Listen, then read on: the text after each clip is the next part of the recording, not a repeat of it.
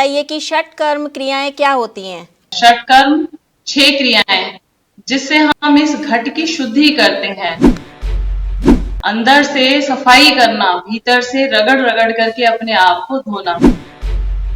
इन्हीं क्रियाओं को हम षटकर्म की क्रियाएं कहते हैं, जिससे हम शरीर का शोधन करते हैं, भीतर से क्लींस करते हैं, डिटॉक्स करते हैं बॉडी को। जुखाम जिनको रहता है, नजला रहता है, साइनस रहता है, कोल्ड की प्रॉब्लम रहती है, बार बार छींकें आती हैं, उनके लिए जलनेती क्रिया वरदान है।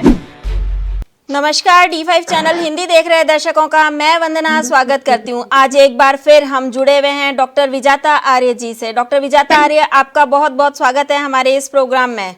नमस्ते वंदना जी। डॉक्टर विजाता, आप सोहना गुड़गांव से हैं और योग के अंदर गोल्ड मेडलिस्ट भी हैं। आज आप हमें षटकर्म क्रियाओं के बारे में बताएंगी, तो सबसे पहले ये बताइए कि षटकर्म क्रियाएं क्या होती हैं। जैसे आयुर्वेद पंचकर्मा होता है, ऐसे ही प्राकृतिक चिकित्सा के अंदर षटकर्म करवाया जाता है। षटकर्म 6 क्रियाएं जिससे हम इस घट की शुद्धि करते हैं। अंदर से सफाई करना, भीतर से रगड़ रगड़ करके अपने आप को धोना। जब बर्तन गंदा हो जाता है तो हम उसको विभिन्न तरीके से, कभी साबुन लगा के धोते हैं, कभी कुछ लगा करके धोते हैं और उसको बिल्कुल साफ कर देते हैं। ऐसे ही जो हमारा शरीर है, ये भी घट है, घड़े की तरह है।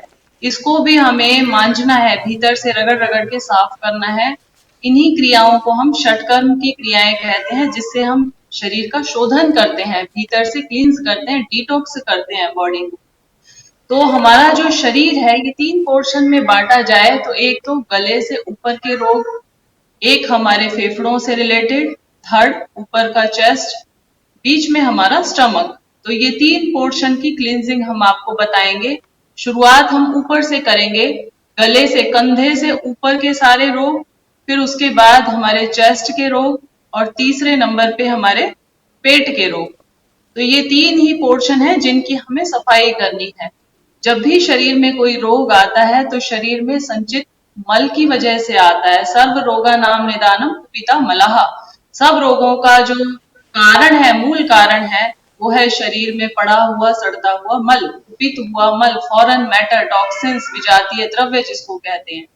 और इसको रिमूव करते ही सारे रोग खत्म हो जाते हैं। तो आज हम सबसे पहले ऊपर के रोग, कंधे से ऊपर के जितने भी रोग हैं, आप उनके नाम गिनवा दीजिए मुझे।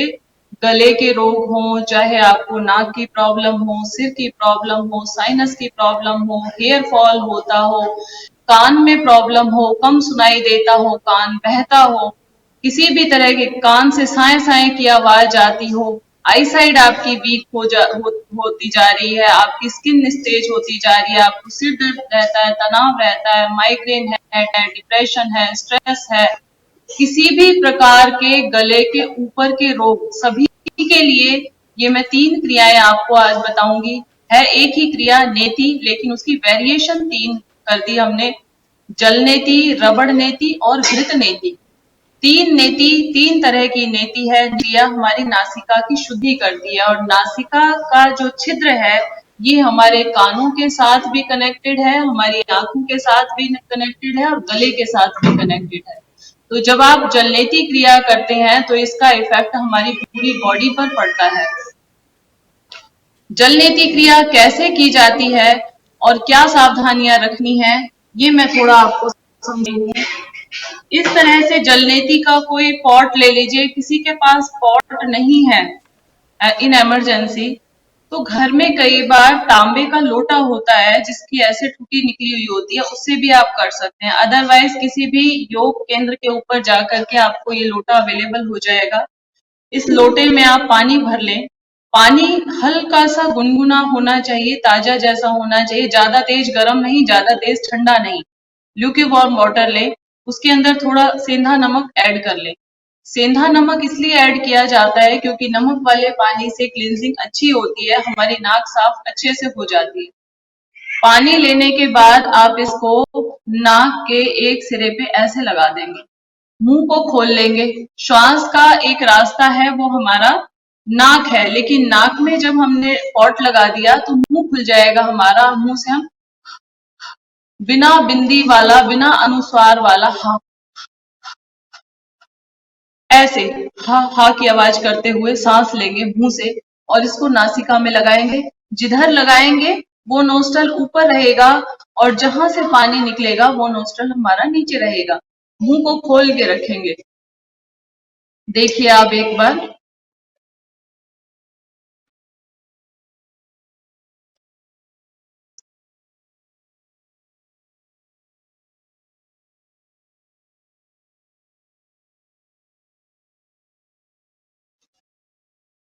इसी तरह से दूसरे नोस्ट्रल से कर लें।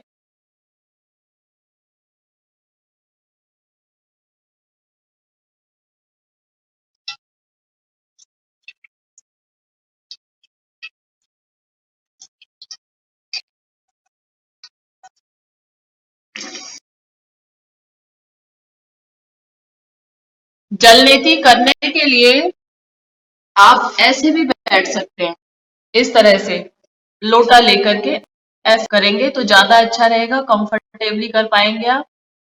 ऐसे जो नहीं बैठ सकते हैं, घुटनों में तकलीफ है, वो चेयर के ऊपर बैठ करके भी कर सकते हैं। ऐसे बैठ जाएं और श्वास मुंह से लेते रहें, नासिका से आपका जल चलता रहेगा। जब आपका हो जाए जलनेती तब आपको कपालभाति करना है। इस तरह से करके वो साफ कर देना, दोनों तरफ से नासिका को साफ कर देना। अगर खड़े होकर के करना चाहें तो खड़े होकर के इस तरह से थोड़ा सा झटके लगाने से आपकी एक आध जो बूंद सिर में रह जाती है वो निकल जाएगी। अदरवाइज बैठे बैठे ही आप कपालभाति कर लें।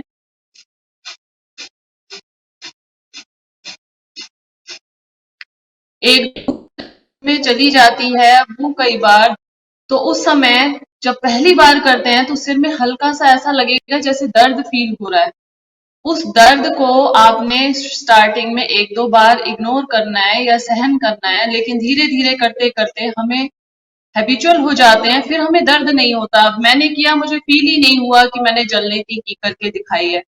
जलनेती करने से हमारी नाक में एक श्लेष्मा झिल्ली आ जाती है, मल जमा हो जाता है, धीरे धीरे कफ जमा हो जाता है, वो हमारा धीरे धीरे खत्म हो जाता है नाक में जमा हुआ कफ। जुखाम जिनको रहता है, नजला रहता है, साइनस रहता है, कोल्ड की प्रॉब्लम रहती है, बार बार छींकें आती हैं, उनके लिए जलनेती क्रिया वरदान है। मैं ये कहूँ कि ये लोटा हर किसी के बाथरूम में होना चाहिए। सुबह उठ करके पानी पिया, पहले पानी पी करके फ्रेश होके आए और फ्रेश होके आने के बाद आपने ये जलनेती क्रिया अपने रूटीन में लेकर के आ जाओ कि मैंने करनी ही करनी है, जिससे कि मुझे नाक से रिलेटेड कोई प्रॉब्लम नहीं हो।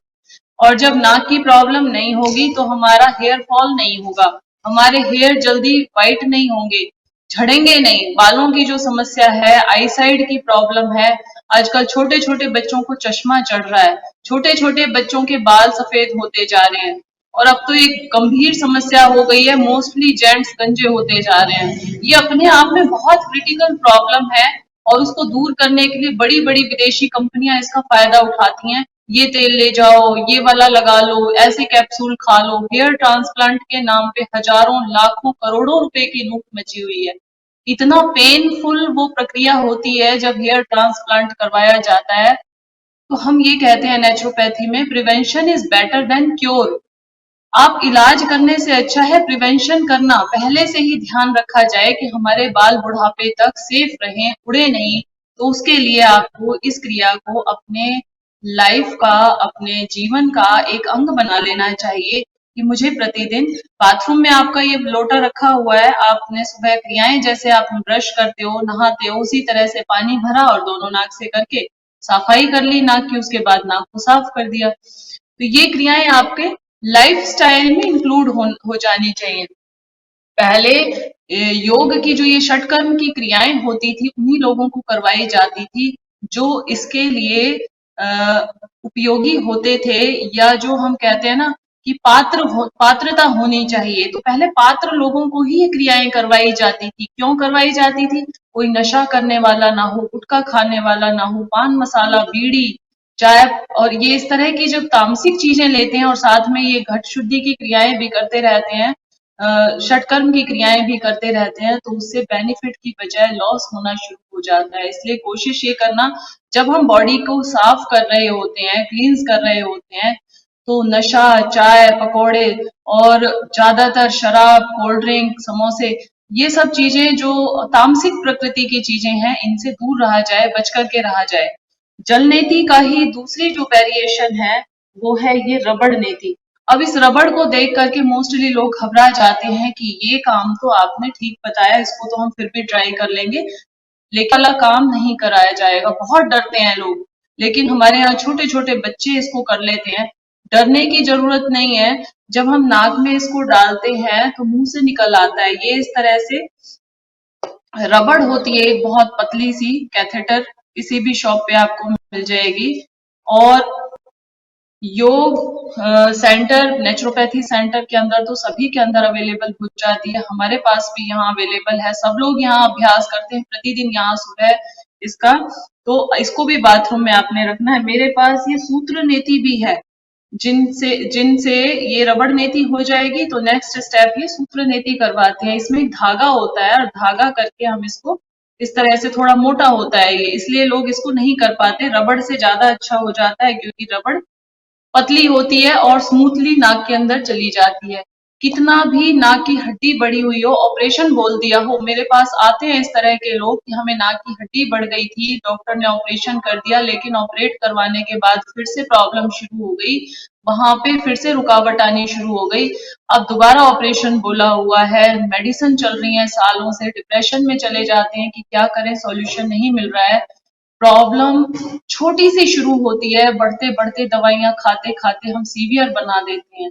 एक नाक कटा था तो लंका कांड हो गया था, लेकिन आज देखो घर घर में नक कटे बैठे हुए हैं। जिसे देखो बच्चे का क्या हुआ, नाक की हड्डी बढ़ गई थी, नाक कटवा दिया। अब क्या करेंगे हम, बार बार नाक कटवाने के बाद भी सॉल्यूशन नहीं, वो फिर दोबारा हड्डी बढ़ती है, फिर कहाँ तक नाक कटवाएंगे। तो इसलिए आप ये समझिए कि हमारे पास समाधान है। और समाधान क्या है, ये रबड़ नीति और ये जल नीति। जो इनका रेगुलर प्रयोग करेगा, साइनस, ब्रोंकाइटिस, एस्थमा में भी लाभ देता है। सिर दर्द, कितना भी भयंकर सिर दर्द रहता हो, इसको करने से बहुत तेजी से ठीक हो जाता है। इसके साथ एक घृत नीति भी अभी मैं आपको बताऊंगी कि घृत नीति कैसे करनी है। अभी डेमोन्स्ट्रेशन देती हूँ रबड़ नीति का, बहुत इजी है।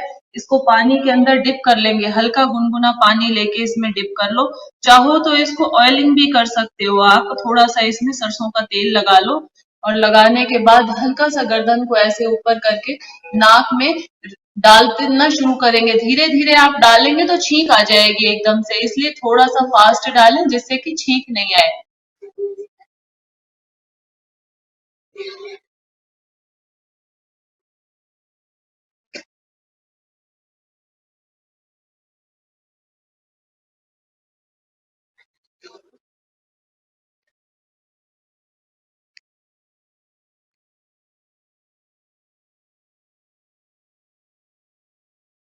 मुंह से बाहर निकाल दें, कम से कम 50-50 टाइम्स दोनों नाक से इसको आगे पीछे इस तरह से रगड़ना है।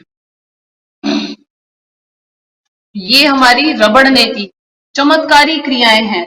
और तीसरे नंबर पे ये है घृत नीति। इसको रात को सोने से पहले ऐसे एक ड्रॉपर बना लें, अपनी एक शीशी बना लें, और कुछ नहीं है, ये एक शीशी है छोटी सी, जिसके अंदर हम गाय का घी या बादाम रोगन डाल करके रखते हैं। रात को सोने से पहले दोनों नाक में 2-2 ड्रॉप डाल करके सो जाए।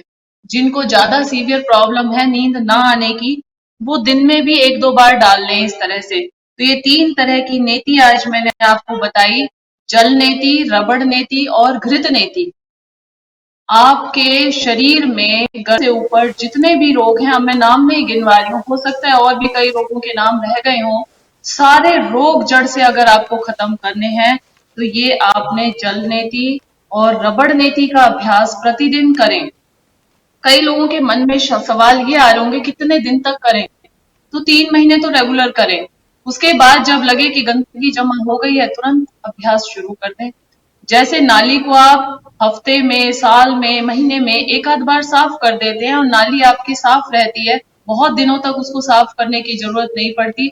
ऐसे ही जब गंदगी है आपकी नाक के अंदर, तो उसको लगातार कंटिन्यू 2-3 महीने साफ कर दें, और जब लगे कि कोई प्रॉब्लम नहीं है तो हफ्ते में 1 दिन 2 दिन तो फिर भी कंटिन्यू करते रहें, जिससे इन फ्यूचर आपको प्रॉब्लम ना हो। जिनको चश्मा चढ़ा हुआ है उन लोगों के हमने चश्मे उतार दिए ये जलनेती और रबड़ नेती करवा करके। बाल आपके 100 वर्ष तक ऐसे ही रहने वाले हैं।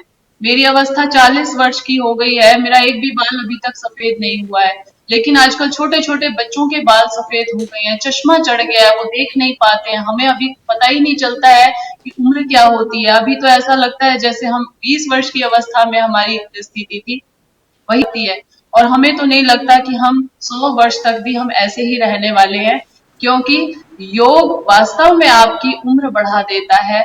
हमारा ये कथन गलत नहीं है कि योग से आयु तो बढ़ती ही है, आपका सौंदर्य बढ़ता है, आपका जीवन में एक चमक आ जाती है, एक संतुलन आ जाता है। कितने ही दुख तकलीफ आए, जब आप ये रबड़ नेती है, अब हम बता तो रहे हैं सिर्फ आपको मस्तिष्क के लिए, लेकिन मस्तिष्क में जब गर्मी बढ़ती है धीरे धीरे तो हमें डिप्रेशन शुरू हो जाता है। जब आप ये जलनेती करते हैं तो डिप्रेशन खत्म हो जाता है। हमारे यहाँ डिप्रेशन वाले रोगी जो कई कई लंबे सालों से 10-10, 20-20, 30-30 सालों से डिप्रेशन की दवाइयां खा रहे थे, हमने उनको ये जलनेती, रबड़ नेती, घृत नेती करवा के साथ में और भी क्रियाएं करवाई, पेट की सफाई, मिट्टी की पट्टी साथ साथ चलता है वो तो सारा ट्रीटमेंट हमारे नेचुरोपैथी सेंटर के अंदर। लेकिन उन्होंने दूसरे दिन ही सारी दवाइयां छोड़ करके और बहुत अच्छी नींद के लिए, जिन लोगों को नींद नहीं आती है, ये क्रियाएं चमत्कारी हैं। दूसरे तीसरे दिन ही आप ऐसे सोएंगे, सपनों वाली नींद आपको आएगी, आप कहेंगे पता ही नहीं चला कहाँ पड़े हुए थे। ये हम प्रैक्टिकली आपको बता रहे हैं, क्योंकि रोज यहाँ पेशेंट आते हैं इसी तरह से, और 2-3 दिन में ही सारी डिप्रेशन की दवाइयां, तनाव, अवसाद की दवाइयां सब छोड़ करके बड़े आराम से वो सो जाते हैं, रात को नींद बहुत अच्छी आती है। जलनेती, रबड़ नेती और घृत नेती का अभ्यास घर में भी कर सकते हैं, लेकिन आप किसी योग शिक्षक की देखरेख में इनका अभ्यास करेंगे, किसी प्राकृतिक चिकित्सालय के अंदर जाकर के अभ्यास शुरू में करें। सीखने के बाद घर में आप इजीली कर सकते हैं। मेरी वीडियो देखने के बाद भी अगर आप ट्राई करना चाहें तो कर सकते हैं, लेकिन थोड़ा सावधानी के साथ करें। डॉक्टर विजाता, हम अपने दर्शकों को यही कहेंगे कि सबसे पहले प्राकृतिक चिकित्सक की देखरेख में ही ये क्रियाएं करें। डॉक्टर विजाता, आप हमसे जुड़ी, आपका बहुत बहुत धन्यवाद। धन्यवाद वंदना जी, थैंक यू सो मच।